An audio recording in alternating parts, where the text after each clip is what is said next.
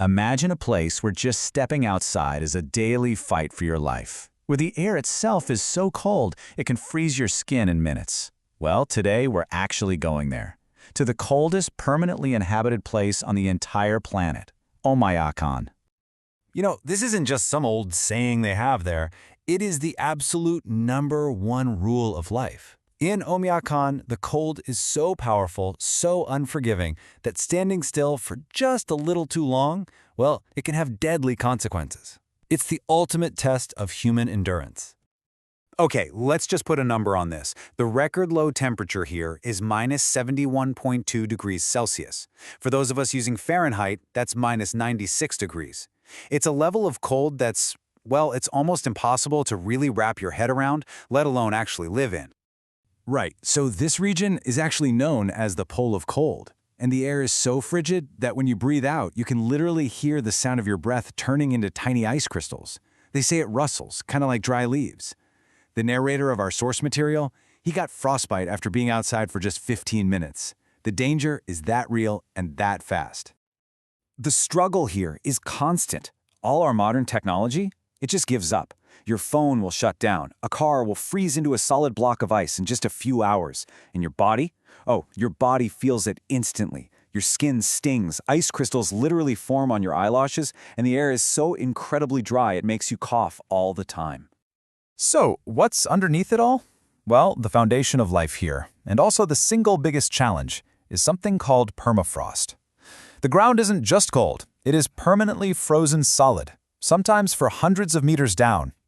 And this one unchangeable fact dictates absolutely everything about how you live, starting with the very house you live in. So how in the world do you build a warm, stable house on top of what is basically a giant ice cube? Well, the answer is in some pretty incredible local engineering. A wall on a house here isn't just a wall, it's a fortress against the cold. It's this complex, multi-layered sandwich designed for one thing: survival. You've got wood on the outside, then a layer of basalt wool insulation, then plaster, then mesh, then foam insulation, and another layer of plaster, all before you even get to the inside of the house. And the design of the homes themselves is just genius. The main living space is kept warm by a central coal boiler that can never, ever be allowed to go out. But the entry rooms, they're left unheated on purpose. This creates this critical buffer zone from the outside, and it also doubles as a giant, natural freezer for storing all their frozen meat and milk. Okay, so you've built your fortress, you're staying warm, but now you have to eat. And with the ground frozen solid year-round, growing any kind of fruits or vegetables is completely out of the question. So the local diet is almost entirely based on animals. They rely on meat from these incredibly tough Yakutian horses and reindeer, and they also hunt hare. They get fish from the few parts of the river that don't freeze completely solid, and even the local cows produce this milk with an insanely high fat content. We're talking up to 8%, just to provide those vital calories.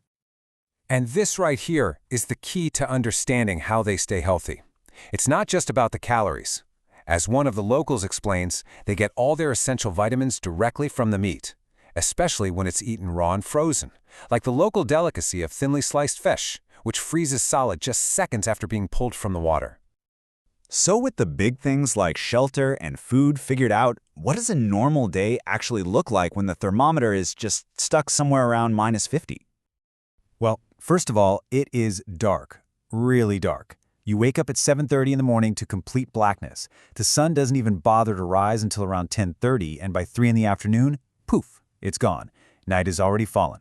That gives you just 4.5 precious hours of daylight to get everything done. And the daily challenges are things most of us just don't even think about. 100% of their water comes from huge blocks of ice that they have to chop out of the river. There's zero indoor plumbing, no showers, no toilets, because any pipe would just freeze and burst in an instant. And yet, life just goes on with this incredible resilience. The local school only closes if the temperature drops below minus 55 Celsius. Think about that. Even a simple task like starting your car becomes this monumental effort. If a car gets left outside, its fuel, its oil, its battery, everything freezes solid. To get it started, you need a powerful jet heater and up to 4 hours of non-stop work just to thaw the engine back to life. But living here, it's about so much more than just getting through the day. It's about a deep, cultural, and even spiritual relationship with this extreme environment. especially for the hunters, who really live by the land. And nothing illustrates the razor-thin line between life and death here more than a truly harrowing story that a local hunter told about his own father.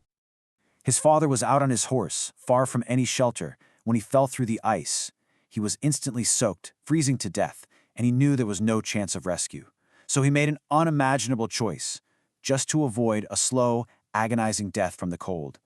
That's the brutal reality of making one wrong step out there.